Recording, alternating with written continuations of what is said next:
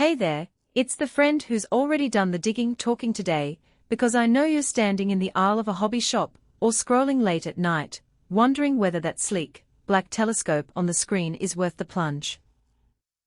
I've spent the last few weeks actually setting up and testing a few smart telescopes, and the one that kept popping up in the conversation circles was the Vaonis Vespera IX edition. If you want to check the product details on Amazon, the link is in the description. What makes this decision tricky is the balance between the promise of plug-and-play astrophotography and the reality of owning a piece of equipment that still needs some manual handling. The Vespera IX claims you can just point, click, and let an AI do the rest, but you also have to ask yourself, do you have the nighttime patience for that kind of setup? And does your budget stretch to a telescope that costs as much as a small car seat? Those are the questions I'll answer, so you can decide if this is the right fit before you drop the cash.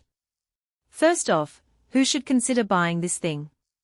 If you're an amateur astronomer who's already comfortable with a classic Dobsonian or a basic refractor, and you've taken a few pictures with a webcam or a phone adapter, the Vespera IX can be a genuine upgrade. Its biggest draw is the integrated AI suite Covalent ENS, the Coval ENS, which does live stacking, object tracking, and automated exposure settings. In real-world terms, that means you can set up on a clear night, point the telescope at, say, Jupiter, and let the software handle the tiny adjustments as the planet moves. That saves you from the tedious nudge-them-out dance you've probably done before. For someone who wants to start sharing crisp planetary shots on Instagram without spending hours learning plate solving, that convenience is worth the premium price. On the flip side, if you're a pure visual observer who just wants a simple, cheap skygazer to pop out the backyard, you'll probably want to skip this one. The Vespera IX isn't a just look at the stars telescope. It's built around a camera sensor and a stack of software that expects you to capture images.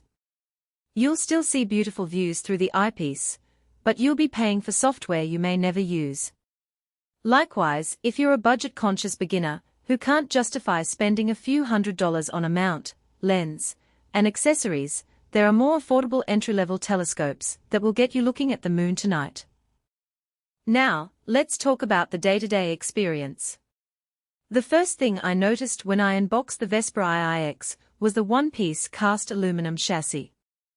It feels like a solid block of metal with an integrated iron counterweight, which eliminates the need for you to buy a separate dovetail bar or balance the instrument yourself. In practice, that means you can bolt the whole unit onto a tripod or a sturdily built stand and you're done. The worm screw drive paired with a bronze gear wheel gives the mount its smooth, jitter-free tracking. I tested it by aiming at the Orion belt and leaving the mount to track for 30 minutes. There was no grinding or slip, and the built-in dew heater kept the optics from fogging even when the humidity spiked to 78%. The humidity sensors and passive cooling system also meant I didn't have to attach an external fan. The device handled itself quietly. The primary optical element is a quadruplet apochromatic lens made from SFPL 52 glass.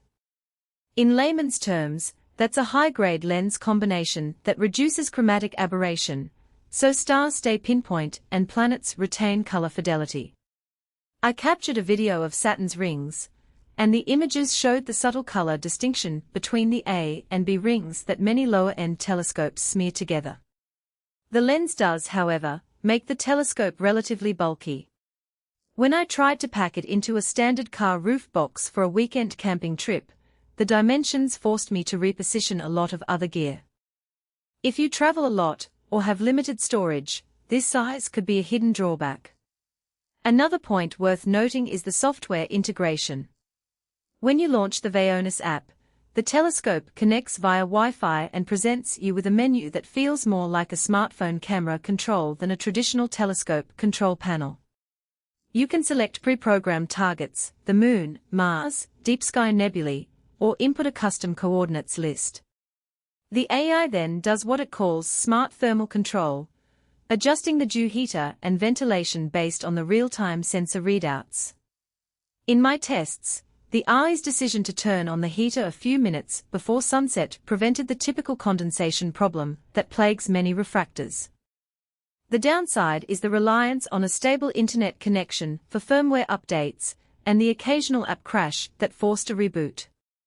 If you're in a remote location with spotty Wi-Fi, you might find yourself fiddling with the interface more than you'd like. A practical strength that often gets lost in the hype is the one-click export of images directly to a cloud folder. After a night of stacking, you can press a